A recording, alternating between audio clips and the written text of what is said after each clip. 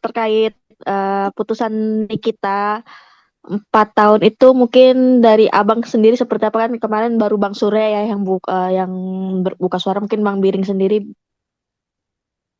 Ya, jadi boleh Bang. begini, kalau terhadap putusan majelis hakim dengan 4 tahun terhadap terdakwa Nikita Mirzani, ya kami ini kan mewakili dari klien kami, Dr. Reja Gladis, bahwa klien kami dalam hal ini menyampaikan apresiasi yang luar biasa ya kepada aparat penegak hukum yang melalui mulai dari penyidikan, lanjut kepada proses penuntutan, kemudian lanjut kepada hasil finalnya kemarin tanggal 28 Oktober tentang putusan majelis hakim dengan nomor perkara 362 ya. Jadi dalam hal itu bahwa laporan yang disampaikan oleh klien kami ternyata memang diputus oleh majelis hakim terdakwa Nikita Mirzani ini terbukti secara sah dan meyakinkan telah melakukan tindak pidana dengan sengaja mendistribusikan dokumen elektronik dengan cara melawan hukum dengan pengancaman, pencemaran dan atau membuka rahasia menguntungkan diri sendiri atau orang lain. Ya, jadi saya pikir ini adalah hal yang menurut kami ya, mewakili Dr. Reza Gladis, adalah satu hasil yang selama ini disampaikan kepada banyak orang bahwa klien kami ini adalah orang yang bersalah dan sebagainya. Ternyata putusan pada tanggal 28 Oktober kemarin terbukti bahwa terdakwa Nikita Mirzani telah terbukti melakukan tindak pidana. Seperti itu. Oke, Bang, ini kan ketika setelah ada hasil putusan, mungkin memang mungkin dijelasin sedikit Bang, biar semua paham karena gini Bang, memang hakim tidak pernah menyebutkan kalimat pemerasan, tapi kan jelas bahwa ya pemalakan pemaksaan bagian dari pemerasan. Mungkin bisa sedikit dikasih gambaran Bang ke semua juga Bang biar pada ngerti Bang. Baik ya, jadi begini ya teman-teman ya, pasal 27B ayat 2 itu salah satu unsurnya adalah menguntungkan diri sendiri dan atau orang lain ya. Kemudian dilanjutkan dengan unsur yang lain yaitu menginginkan barang orang lain sebagian atau seluruhnya. Ya, jadi kalau kemudian ada perbuatan yang ingin menguntungkan diri sendiri atau orang lain terhadap milik orang lain, kan itu sama saja perbuatan yang melakukan pemahakan ya, pemerasan ya. Jadi relevansinya itu dalam perbuatan pidana dalam konvensional adalah pasal 369 KUH pidana. Tapi karena perbuatan ini menggunakan media sosial, ya dokumen elektronik dan informasi elektronik, sehingga kemudian ini dipakai pasal 27B ayat 2. Jadi jangan nanti ada terkesan bahwa oh, ini kan hanya pelanggaran Undang-Undang ITE, bukan seperti itu ya. Memang ini adalah pelanggaran Undang-Undang ITE, tetapi di situ ada unsur ya menguntungkan diri sendiri atau orang lain dan menginginkan barang orang lain sebagian atau seluruhnya. Ya, jadi unsur itu sudah menjelaskan ya dapat kita tafsirkan itu adalah unsur perbuatan pemerasan ya dengan pengancaman pencemaran atau membuka rahasia. Seperti itu. Oke, yang lain mau nanya. Abang, tapi puas nggak sih Bang dengan hasil putusan yang 4 tahun? Karena kan dari tuntutan jaksa itu kan 11 tahun ya Bang. Kalau dari pihak Abang gimana? Merasa puas tapi gimana Bang? Ya, jadi seperti yang kami sampaikan sebelum-sebelumnya ya, kalau soal puas tidaknya itu kan subjektif ya. Tetapi pada prinsipnya, klien kami dalam hal ini hanya ingin menjustifikasi dirinya bahwa dirinya itu sudah dirugikan ya sebesar 4 miliar terhadap perbuatan orang lain. Dan kemudian ini sudah terbukti. Kalau soal jumlah hukumannya itu bukan konsentrasi daripada klien kami, tetapi ini hanya sebuah penjustifikasian melalui instrumen hukum, ini loh, saya dirugikan terhadap perbuatan orang lain. Nah, hanya sebatas itu aja. Tetapi kalau kita melihat ya dari sisi lain ya, kami kan selain penasihat hukum dari Dr. Reza Gladys kan juga praktisi hukum nih. Ya kalau melihat dari tuntutan 11 tahun, kemudian dengan putusan 4 tahun, lalu kemudian dikaitkan dengan pertimbangan majelis hakim dalam amar putusannya, ada beberapa hal yang menurut kami itu harus kami kritisi. Ya, salah satunya begini. Di dalam pertimbangan majelis hakim tentang unsur pasal 3 Undang-Undang 8 tahun 2010 ada disebutkan 3 unsur. Ya, satu setiap orang ya itu dinyatakan telah terbukti. Kemudian unsur yang kedua disampaikan majelis hakim tentang penempatan, membayar, mentransfer ya. Dan itu juga dikatakan majelis hakim dalam pertimbangannya telah terbukti dan sah dan meyakinkan. Nah, yang terakhir unsur yang tentang soal menyamarkan asal usul harta kekayaan ya. Seharusnya menurut kami ya, sebelum masuk unsur ketiga itu ada unsur sebelumnya, yaitu tentang patut diduga bahwa harta kekayaan itu berasal dari tindak pidana ya. Artinya unsur ini sepertinya bukan dihilangkan ya, bukan sepertinya, tapi memang tidak ada, ya, tidak ada. Ya seharusnya majelis hakim tidak hanya menempatkan 3 unsur, tapi 4 unsur. Kemudian terhadap unsur yang kami sebutkan tadi yang tidak ada dalam pertimbangan majelis hakim, itu harus berdasarkan ketentuan hukum acara sebagaimana pasal 77 Undang-Undang Nomor 8 Tahun 2010, yaitu tentang pembebanan terhadap terdakwa Nikita Mirzani untuk membuktikan bahwa harta kekayaannya itu apakah berasal dari tindak pidana atau tidak. Nah, ini kan tidak ada ya dalam pertimbangan majelis hakim. Nah, kemudian kami juga harus melihat dari sisi bahwa tentang soal menyamarkan ya sebagaimana yang disampaikan oleh majelis hakim dalam pertimbangannya itu mengarah kepada soal tahapan-tahapan layering, kemudian placement, dan kemudian integration. Jadi kalau menurut kami, soal ketiga hal ini kan merupakan doktrin hukum, ya. Jadi artinya kalau kemudian kita majelis hakim langsung memakai doktrin hukum, padahal tentang kekuasaan hakim di dalam Undang-Undang 48 tahun 2009 pasal 25 ayat 2 itu kan dijelaskan bahwa dalam peradilan umum majelis hakim itu dalam kekuasaan kehakimannya itu harus patuh dan taat kepada ajas hukum. Yang mana itu? Ya hukum acara. Kalau kemudian berbicara Undang-Undang 8 tahun 2010, ya pasti di pasal 77. Tidak dulu dengan mengutamakan doktrin hukum. Karena doktrin hukum ini pasti akan digunakan ketika ada kekosongan hukum atau dalam menafsirkan pasal-pasal yang artinya saling tumpang tindih dan memerlukan penafsiran yang jelas. Ya, jadi saya pikir tentang soal unsur-unsur inilah yang menurut kami ya ini dalam sisi praktisi hukum ya, tidak dalam posisi sebagai penasihat hukum ya. Kalau dalam posisi penasihat hukum jelas ya, klien kami menyampaikan kepada kami memberikan apresiasi yang tinggi kepada majelis hakim, penuntut umum dan penyidik. Tapi dalam sisi praktisi hukum kami mengkritisi soal kurang lengkapnya unsur yang disampaikan oleh majelis hakim dalam pertimbangannya terhadap pasal 3 Undang-Undang 8 tahun 2010. Seperti itu. Bang, ini mengenai banding. Mungkin Abang melihat mereka banding, apakah akan bisa meringankan atau malah justru memberatkan, Bang? Gimana? Apakah malam juga bisa menambah hukuman bagi Nikmir, Bang? Baik, jadi pertama yang harus saya sampaikan, upaya hukum banding itu kan hak dari setiap terdakwa ya. Ini belum dia menjadi terpidana karena dia melakukan upaya banding. Kalau memang jadi banding ya, itu sebagaimana pasal 67 sampai 82 KUHP. Kalau kemudian dipertanyakan kepada kami ya dengan tidak maksud melampaui kewenangan majelis hakim nantinya di tingkat kedua paling tinggi dan kasasi, kami menilai bahwa ini akan sia-sia, ya.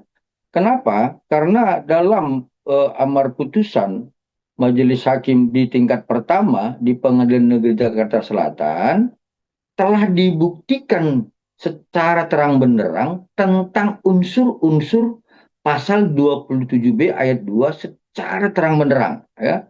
Persesuaian alat bukti, kemudian ditemukannya mens rea, dan ini tidak bisa kabur. Ya, jadi artinya kalau kemudian ini mau dipertentangkan, mau didialektikakan dalam proses upaya hukum dari tingkat banding maupun kasasi nantinya, menurut pengalaman kami, hal-hal yang seperti ini yang sudah terpenuhi unsur, sudah bersesuaian alat bukti, kemudian sudah terlihat ada mens rea, ini akan gagal dan itu akan sia-sia, ya, seperti itu. Bang, kalau saya balik lagi Kemungkinan Bang, bisa tadi terkait menambah hukuman, masalah Bang. pasal TPPU-nya sendiri Bang. Oh, siapa namanya? Pikir masih mau lanjut? Boleh, boleh. Bentar, dikit lagi. Berarti bisa ada kemungkinan bahwa akan menambah masa hukumannya bagi Nikmir, Bang. Soal ini akan menjadi tambah masa hukumannya, itu saya belum berani masuk dalam wilayah itu, ya. Tetapi ini soal pengalaman kami. Tadi saya sampaikan bahwa akan sia-sia karena tentang pembuktian unsur kan sudah terang benderang. Alat bukti sudah saling bersesuaian. Kemudian mens rea-nya sudah kelihatan, ya. Jadi kalau kemudian kita memprediksi dengan pengalaman-pengalaman sebelumnya, ya itu pasti akan bertambah berat. Terlebih lagi kalau kemudian nanti penuntut umum dalam bandingnya bisa membuktikan adanya satu kurang cermatnya majelis hakim tingkat pertama dalam penerapan hukum. Maka kalau dilihat dari hal itu, iya, itu pasti akan makin berat. Karena apa? Pembuktian dari tindak pidana pencucian uang masih punya peluang dalam hal ini. Ya, tapi kalau kemudian dilihat dari persoalan ancaman dari tindak pidana pasal 27B ayat 2 itu kan hanya 6 tahun. Ya, jadi kalau misalkan hanya itu yang terbukti, ya mungkin tidak jauh-jauh beda ya dari 4 tahun. Tetapi ini kan ada peluang yang lain yang akan diupayakan oleh penuntut umum, ya, dengan tidak maksud untuk masuk dalam wilayah penuntut umum. Saya percaya penuntut umum melihat hal ini, ya, seperti yang saya sampaikan tadi soal bahwa doktrin hukum itu tidak bisa mengenyampingkan norma-norma hukum positif, ya, seperti itu. Bang, kalau kan tadi kan Abang bilang ada satu pasal yang memang sama hakim tidak dikabulkan ya Bang, TPPU. Nah, ini kan memang kembali lagi memang ke ranah JPU ketika memang melihat masih ada celah untuk mereka bisa mengangkat ini gitu kan dari pihak JPU. Ya, kalau dari pihak Abang sendiri gitu ketika tahu TPPU ini dihilangkan tidak ada, pertama langkah Abang apa? Yang pertama. Yang kedua Bang, ketika udah ada fakta persidangan dari mulai pembacaan eksepsi segala macam, kan ada keterlibatan Bang beberapa nama. Nah, apakah dari penyidik itu bisa mengangkat kembali atau dari JPU sendiri atau dari pihak Abang? Itu aja Bang. Oke, jadi ada dua, ya. Jadi saya mau menjawab yang pertama dulu. Soal kemudian apa langkah-langkah kami kalau ketika kami melihat ini ada, ya, bukan pasal yang kurang, ya, tapi unsur yang kurang. Ya, sebenarnya kami kan tidak mempunyai kewenangan lagi, ya.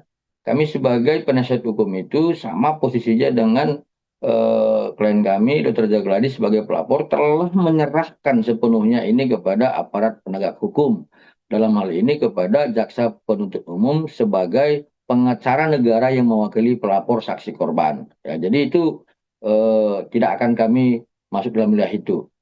Nah, yang kedua, soal kemudian adanya hal-hal yang lain di dalam pertimbangan majelis hakim tentang keterlibatan, keterkaitan tentang orang lain terhadap tindak pidana, ya, oleh terdakwa Nikita Mirzani dan Ismail Marzuki.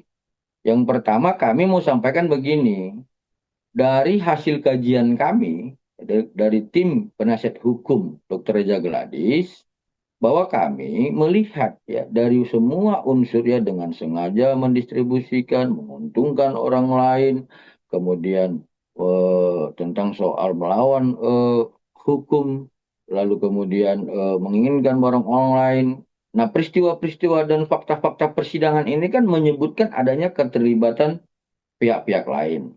Nah, terhadap itu, temuan-temuan yang kami lihat dari tim penasihat hukum terdakwa pelapor, Dr. Raja Gladys, kami akan sampaikan kepada klien kami, ya bahwa ini temuan kami. Nah, tergantung nanti kepada klien kami juga, apakah nanti klien kami ini akan melanjutkan ya tentang membuat pengaduan atau laporan baru, atau opsi yang kedua. Ya, terhadap ini mungkin saja kan klien kami meminta kepada kami untuk berkoordinasi kepada penyidik.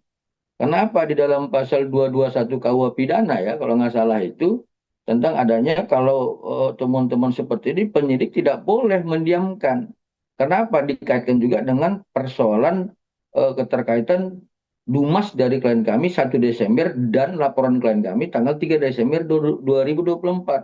Nah, pasal 221 KUH pidana itu menjadi satu dasar hukum nanti bagi kami untuk berkoordinasi dengan penyidik.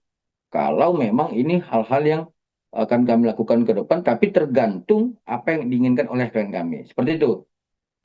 Oke, tapi sejauh ini apakah klien abang sudah cukup merasa sudahlah gitu, atau memang ini harus digali sampai tuntas, bang, terang benderang?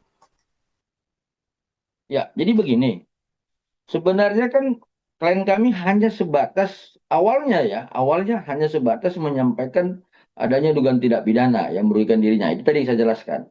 Tapi kemudian dalam proses hukum ini adanya perbuatan-perbuatan hukum dari terdakwa Nikita Mirzani dan pihak lain ya yang kami lihat ya, contoh adanya gugatan wan prestasi yang sudah dicabut 2 kali, sekarang ada gugatan dari perbuatan menghukum On Rahmatidin, kemudian adanya laporan dari pihak lain ya yang menurut kami itu akan dihentikan ya, tetapi eh, walaupun itu dihentikan dan kemudian menurut kami PMH itu nanti akan gugur dengan sendirinya dengan putusan pidana yang 28 Oktober, tetapi ini kan sudah menjadi sebuah tendensi yang negatif ya terhadap kami dulu sebagai penasihat hukum Dr. Raja Gladys terhadap mereka. Ya, jadi kami akan memberikan saran-saran hukum kepada klien kami bahwa untuk menghadapi beberapa hal-hal ini, perbuatan-perbuatan hukum pihak lain dan terdakwa juga,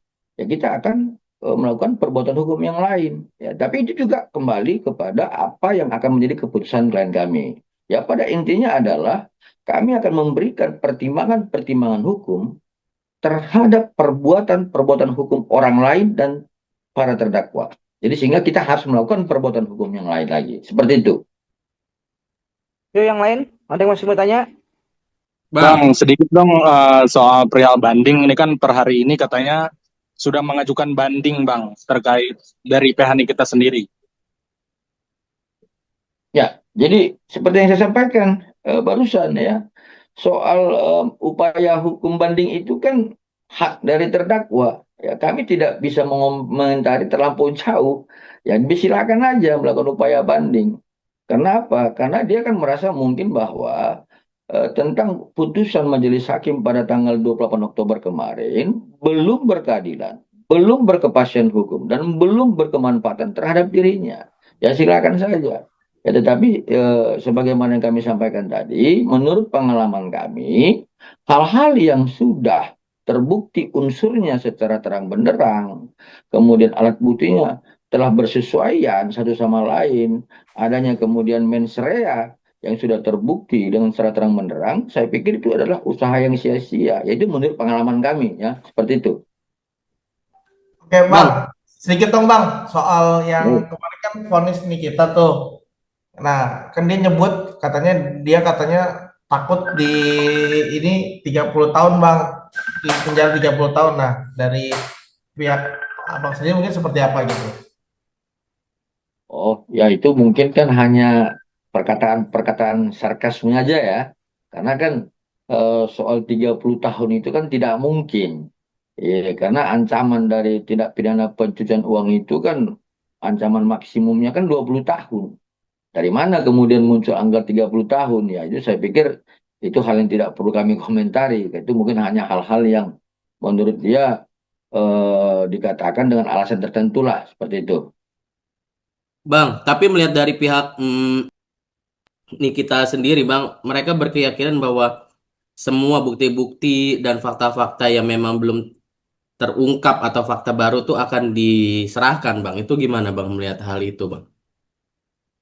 Nah, itu bagus ya. Jadi bagus. Jadi karena persidangan ini kan sebenarnya dalam hukum pidana itu adalah mencari kebenaran material gitu. Nah, artinya apa? Terhadap apa yang disampaikan oleh pihak terdakwa Nikita Mirzani tentang bahwa akan disajikan bukti-bukti yang baru, alat bukti yang baru, nah, itu memang hal yang bagus sebenarnya. Tetapi yang perlu kami ingatkan bahwa tentang alat bukti yang telah disajikan dalam persidangan kemarin, yang sudah terungkap dalam fakta-fakta persidangan, salah satunya itu adalah merupakan alat bukti elektronik. Ya, alat bukti elektronik ini yang diperoleh dari hasil ekstraksi digital forensik keempat handphone yang dilaporkan oleh klien kami. Ya, dari situ kan ada satu proses tahapan scientific investigation crime. Jadi situ adalah bukti yang sangat ilmiah gitu. Jadi kalau kemudian ada bukti-bukti yang lain yang dapat mempertentangkan bukti ilmiah sebagaimana alat bukti elektronik yang disajikan oleh penuntut umum, ya silakan, nggak ada masalah. Tetapi kalau bukti ilmiah itu kan harus dilawan dengan bukti ilmiah, karena nggak boleh juga kan bukti ilmiah dilawan dengan omon-omon. Nanti kan itu majelis hakim tingkat tinggi dan kasasi akan menolak itu dan tidak akan mempertimbangkan. Ya lawanlah bukti ilmiah dengan alat bukti ilmiah seperti itu. Bang, yang rencana yang terkait Abang mau melaporkan orang-orang yang terlibat juga, apakah sudah ada komunikasi Bang ke Dokter Reza Bang? Apakah sudah ada nama-namanya Bang? Ya baik, jadi tentang soal orang-orang yang akan kami laporkan kembali itu sudah dalam kajian kami tim penasihat hukum Dr. Jagladis. Soal apakah kami sudah berkomunikasi sudah melalui handphone ya karena saya masih di luar kota. Tetapi terhadap ini kan kami harus secara serius untuk mendiskusikannya. Karena apa? Sebenarnya kan kembali juga terhadap sifat klien kami ini kan tidak mau sebenarnya membenci, mendendam dan sebagainya. Tetapi kami harus memberikan nasihat-nasihat hukum.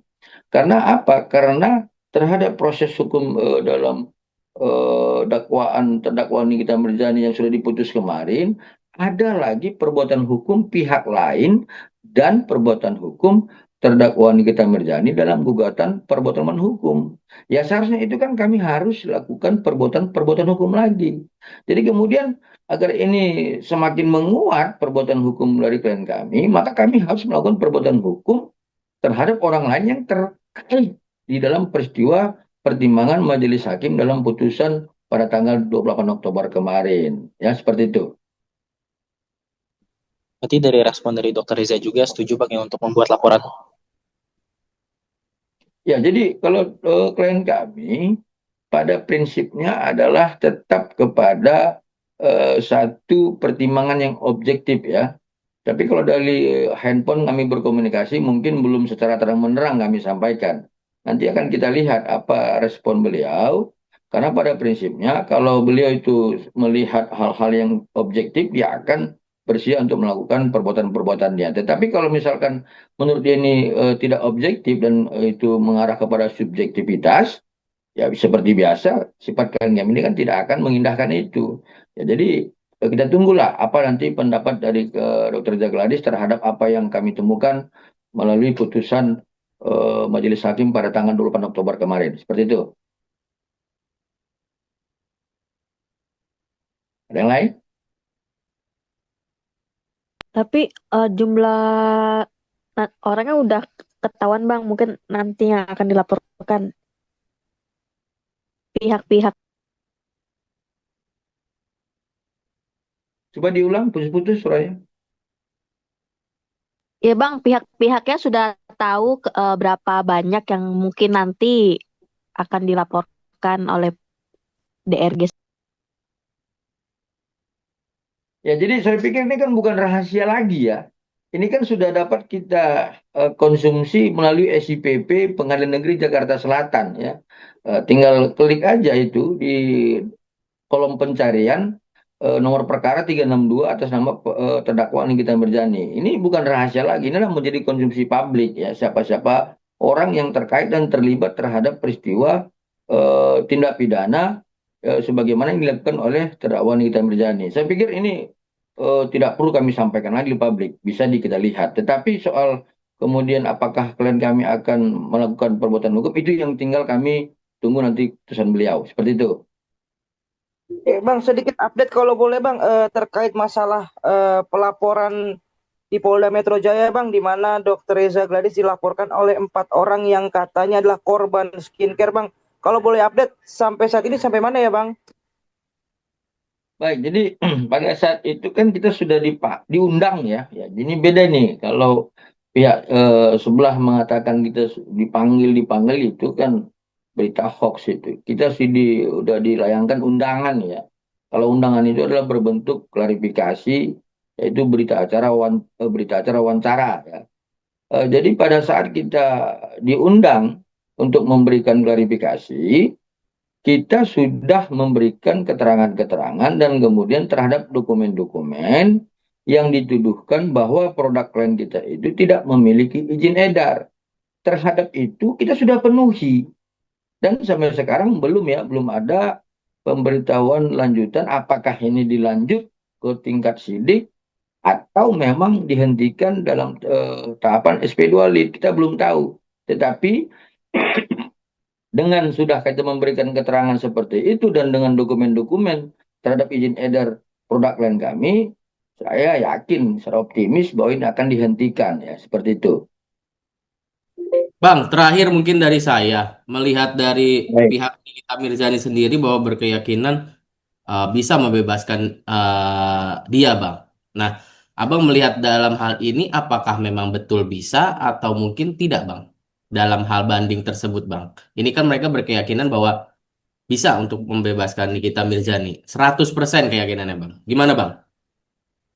Baik, pertama yang mau kami sampaikan, setiap kita manusia ya, kalau masih di dunia ini kan wajib berkeyakinan dan punya harapan. Kecuali kalau kita sudah di planet Pluto atau di Mars, itu kan nggak mungkin punya keyakinan harapan. Jadi kalau soal harapan dan keyakinan, terdakwa Nikita Mirzani itu sah-sah saja ya. Tetapi hal yang lain, seperti yang kami sampaikan tadi, kalau kemudian sebuah putusan itu, ya kembali juga, ya saya akan kembali mengulang-ulang ini, ya supaya teman-teman media paham, dan ini merupakan edukasi hukum. Kalau alat buktinya itu sudah bersesuaian satu sama lain, ya sebagaimana 184 KUHP, kemudian tentang soal mens reanya sudah terbukti, lalu kemudian adanya unsur-unsur yang sudah secara terang benderang yang diungkapkan dalam fakta persidangan, menurut pengalaman kami, sekali lagi ya, menurut pengalaman kami, harapan-harapan untuk bebas dan keyakinan-keyakinan untuk bebas itu pasti akan sirna. Ini pengalaman loh. Ya, tapi kecuali ya seperti yang kami katakan barusan, kalau ada alat bukti yang lain ya yang menurut terdakwa Nikita Mirzani dan timnya bahwa bisa mematahkan bukti ilmiah ya seperti alat bukti elektronik, ya kemungkinan itu ada. Tetapi kalau menurut kami, kalau misalkan tidak ada bukti ilmiah lain yang bisa mematahkan alat bukti elektronik, saya pikir ini keniscayaan ya, bukan keyakinan, seperti itu. Berarti artinya dari pihak Abang 100% ini tidak akan berhasil bandingnya, Bang. Ya kita nggak bisa bilang 100% sekarang ya. Karena kan kita nggak tahu kalau ke depan terdakwa Nikita Mirzani bisa membawa bukti-bukti baru yang bisa mematahkan alat bukti ilmiah tadi, yaitu alat bukti elektronik. Ya alat bukti elektronik itu nggak boleh bohong ya. Kita saling WhatsApp itu akan terekam dan menjadi hasil cetakan dari menjadi alat bukti elektronik berdasarkan digital forensik. Itu nggak bisa bohong. Ya kalau ada alat bukti yang lain yang bisa mematahkan itu, ya boleh itu. Silakan berkeyakinan dan saya akan dukung itu. Tapi kalau kemudian tidak ada alat bukti ilmiah lainnya yang bisa mematahkan ini, susah. Menurut saya seperti itu.